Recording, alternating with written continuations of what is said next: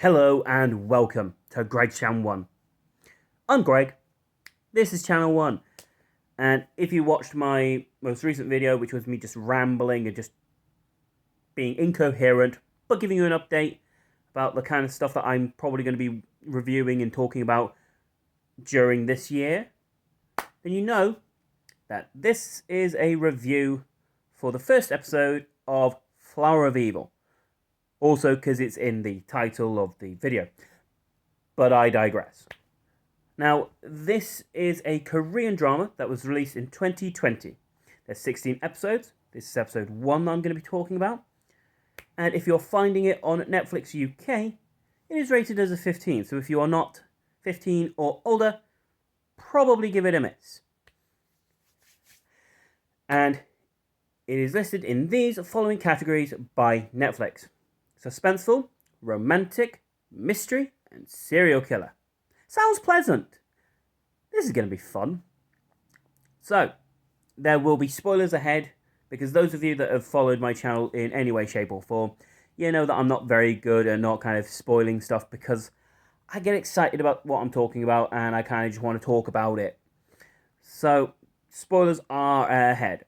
I'm going to give you a little bit of time to have, to either leave the video, go watch the episode, and come back, or you can encounter me just having a nice good old cup of tea, and then we will dive in with the talk about the first episode of Flower of Evil.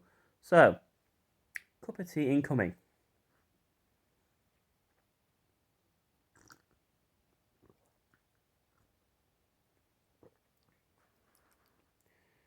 Can't go wrong with a good old cup of tea. Actually, how do you have your tea or coffee in the morning? Let me know in the comment section below. It'd be quite nice to find out how people are drinking their hot beverages. And if you don't like tea or coffee, what do you drink instead? Anyway, let's talk about the first episode, which is known by the title, My Dad Tried to Kill Me. Lovely! So, this is our main cast that I think we're probably going to be encountering for basically most of the show, if not the entire thing. So, I'm going to talk about our first two main characters. So we have Baek Hee-sung, who we later find out is also, or formerly known as, Do Hyun-soo. We also have Cha Ji-won. Those are our two main characters. So we have our main male lead, who is Baek Hee-sung, played by Lee Jun-gi. We then have Cha Ji-won, who is our female lead, who is played by Moon Chae-won. Now, we then have our supporting cast. So we've got Kim Moo-jin, who is our reporter character, played by Seo Hyun-woo. We have our two detectives that are working with our main detective character, Cha Ji-won, which are Detective Choi Jae-sun and Detective Im Ho-jun, played by Choi Young-jun and Kim Soo-oh, respectively. I apologise for any of the butchering of the pronunciations. I'm not Korean. I'm British. And the last two that I think we're going to see a fair amount of is Kong Mi-ja and Baek Man-woo, who are the parents of Baek Hee-sung, Do Hyun-soo, played by Nam Gi-ai and Son Jong-hak. We also get Yoon-ha, who is the daughter of Baek Hee-sung and Cha Ji-won. So, those are the main cast.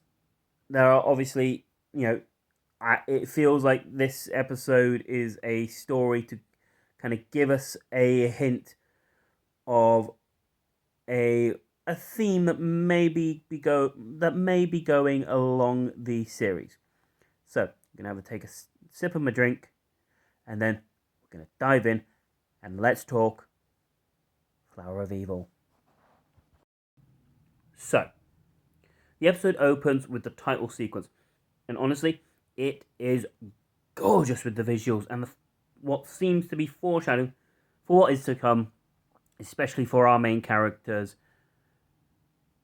Baek Hee-sung and Ji-won. So, it opens up, and the opening scene, must say, definitely a pro. It is an absolutely amazing way to open the episode. So we are opening up with a man that I'm pretty sure is Baek Hee-sung, tied up at the bottom of a swimming pool, bleeding from the head and drowning. We then end up with Cha Ji-won diving in to seemingly try to help him get free, and then give him the kiss of life through the swimming pool. And then it cuts to a different part of the timeline. Now, I'm going to say a con, at least at this current moment, is we're not informed on whether that is a flash forward or a flash back, whether it's something that has happened or something that is going to happen. But hopefully within time and watching more episodes, it'll all start filling in and it'll become a bit more obvious whether that is what is to come by the end of the series, or maybe it's how they became a couple in the first place. Maybe. So, we're going to talk about our main female lead. And honestly, Cha Ji-won is absolutely lovely. I really quite like the way that her character handles herself. She's very different from the two detectives that she works with. There is just something about that dynamic that I think is fantastic. Let me just quickly change the script back to another page. And so you get to learn a little bit more about her through her connections with her teammates. So Detective Im Ho-jun is a little bit more of a, he's the rookie that wants to kind of be on both sides. He doesn't want to upset Cha Ji-won or Choi Jae-sun. And that is evidently because he likes both of them, and he tells them both that, yeah, you're one of my favorites. I think you're brilliant. Oh, you're my role model. You're brilliant. Wait, I've said that to both, and they've both said it in awkward. I quite like him quite easily. So the main story for this episode comes from encountering a young boy by the name of In-soo. Or In-seo. I apologize again for butchering the pronunciations. So we get, his situation.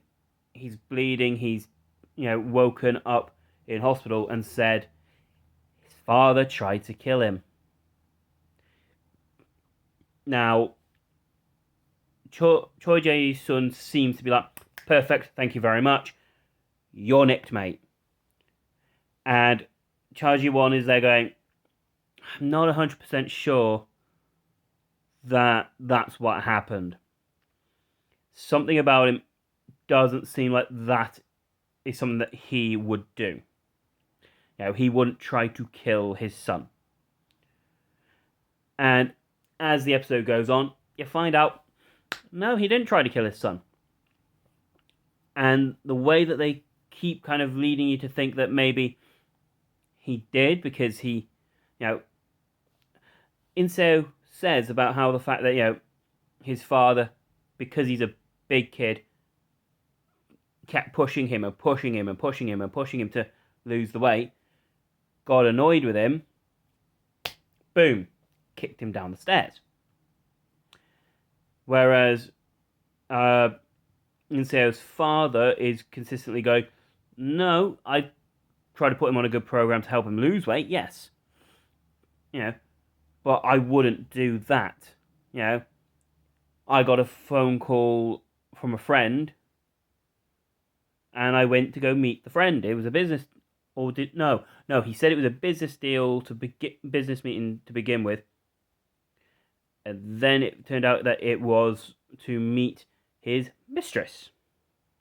Which, lovely.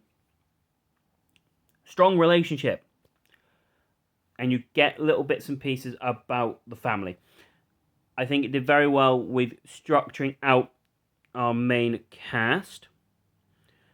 Kim Moo-jin is our reporter and seemingly a bit of a jokester, likes to have a bit of fun, writes articles that you go, are you alright? Likes kind of embellishing to make it look a little cooler, a little more impressive. But there is truth to what he's writing, it seems. So, we also get introduced to Yoon-ha, who is just the cutest little kid. And the kid acting is pretty good, which, considering it's kid acting, that's a rarity. Genuinely was quite impressed with the way the kid was just being real. It was nice. We're introduced to the grandparents of Yoon-ha and Baek Hee-sung's parents. Don't like them. Especially not the grandmother. The grandmother scares me.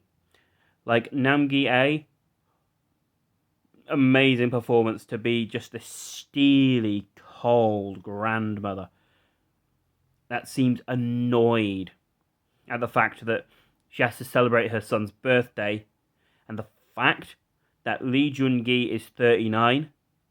I hope I look as good as him by the time I'm 39. Not likely, but I hope. Because he's youthful. Like, he's young in the face. Like, holy heckins. Like, I would have said mid-20s. Maybe 30 at a push. So whatever he's doing, I hope he keeps doing it, because, wow. So, something that I'm not 100% sure I understand with the grandparents as characters. The way that they are cold and the way it is understandable to a degree. But Cha Ji-won gets contacted to go deal with the case of the boy who says that his father tried to kill him. And off she goes. Just the way they are with their son. They seem angry that he has fallen in love with a woman and has a child with them. Like, what? Like, the coldness is just unsettling. Which is fine, but it's the fact that they are saying it to their son directly. At least, that is how I felt towards the start. Now, it seems that obviously, it seems like it's a pretty strong relationship between Baek Hee-sung and Cha Ji-won. It seems that they are a good marriage. It seems that they are good parents. Yoon-ha loves both parents, which is good. I think it's nice to have, a kid that likes both their parents. Now, I want to learn more about Hee-sung. I really want to learn more about him. I think he's going to be the character that I really learn most about throughout the run of the show. And I want to understand his past and a bit more about it. We get a little bit about it from Moo-jin. Basically, I think he wants to get his a necklace of his fixed. So he goes to the metalwork place that Baek Hee-sung works at. That being said, Moo-jin doesn't know that Ji-won and Baek Hee-sung are a couple, which means that evidently, he doesn't socialize with her family. But really, like Kim Moo-jin, he adds a lot of levity, much like Im Ho-jun. Those two really kind of help bring the energy together. I quite like it. Now, the moment Moo-jin sees Baek Hee-sung, the demeanor changes, and we learn He's Do Hyun Soo, who is seen as a murderer from a little village. That he was wanted by the village because they believe that he killed someone. And I believe that they believe it's because the apple doesn't fall far from the tree, is how it kind of translates across. That Moojin basically used to grow up and, be close to Do Hyun Soo to some degree. And then the incident happened. Do Hyun Soo gets the hell out of there, which makes him look even more guilty. So they have almost a very tense conversation. And I'm there thinking, is Moojin going to get out of this alive? Because this is risky. This is very risky that, he didn't just be like, oh, never mind, I'm out, bye. Instead, he stayed, he spoke. Possibly a foolish move. And then you get the music turned up, the blinds close. Moojin asks, is Baek Sung there? I just, want to see if I can get some metalwork done. And you just see, Do Hyun Soo start choking him out. And there's a fight.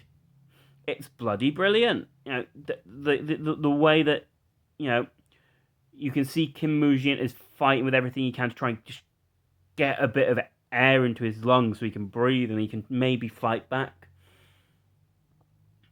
And then it cuts away from that. And it pretty much looks like Kim Moojin is dead. You get a little bit more with the family. And it cuts to a bit later on, where you get to see Kong Mija, the grandmother, telling her daughter-in-law, "I hate you. I don't want to ever see you again. Thank you very much." And the coldness and the calmness in the way that she says that's terrifying. And then it cuts to a bit of a family scene. You see the basement of the metalwork, goes down the stairs. Kim Moojin is not dead, and the eyes flick open. And honestly, now that is how you get me wanting to watch episode 2. You sucker me in, and then, boom. I was expecting something like, to find him dead in like a freezer or something like that. Nope, he's still alive. So, will Kim Moojin make it to the end of the series? Probably not now that I've said that. But, yeah. So, honestly, out of 5, definitely a solid 4. The few things that did irk me a little bit was the fact that they felt the constant need to have background music at all times. I don't hate it, but it irks me just a little bit, because I'm not sure whether it's entirely necessary. That being said, absolutely do enjoy it. I feel like I'm not 100% sure how much I'm meant to dislike the grandparents, because genuinely I really don't like them as characters. I think the characters are evil to some degree, and evidently it seemingly Baek Hee-sung, Do Hyun Soo is the flower that's bloomed from the evil. Anyway, if you've seen the episode, let me know what you think, and cheers with a cup of tea, and I'll see you next time. Ta-da!